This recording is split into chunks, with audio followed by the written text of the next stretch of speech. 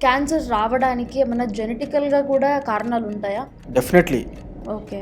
Cancer వచ్చే కారణాలు especially urological క్యాన్సర్స్కి hmm. There are 2 types of risks ఉంటాయి అన్నమాట. ఒకటి ఓకే. వచ్చేసి modifiable risk factors, hmm. Another one వచ్చేసి non modifiable risk factors. Okay. ఒకవేళ మాడిఫైయబుల్ రిస్క్ ఫ్యాక్టర్స్ని చూసుకున్నట్లయితే లైఫ్ స్టైల్, హ్మ్. మనం సిగరెట్ స్మోకింగ్ కానీ, hmm. Tobacco consumption in any form, hmm. Not only smoking but also tobacco chewing. హ్మ్.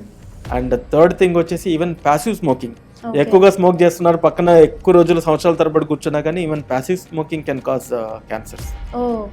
దాని తర్వాత second modifiable వచ్చేసి ఈ మధ్య కాలంలో ఏమవుతుందంటే, ఇంత ముందు రోజుల్లో అడిక్షన్స్ ఇవన్నీ ప్రాబ్లమ్స్, హ్మ్.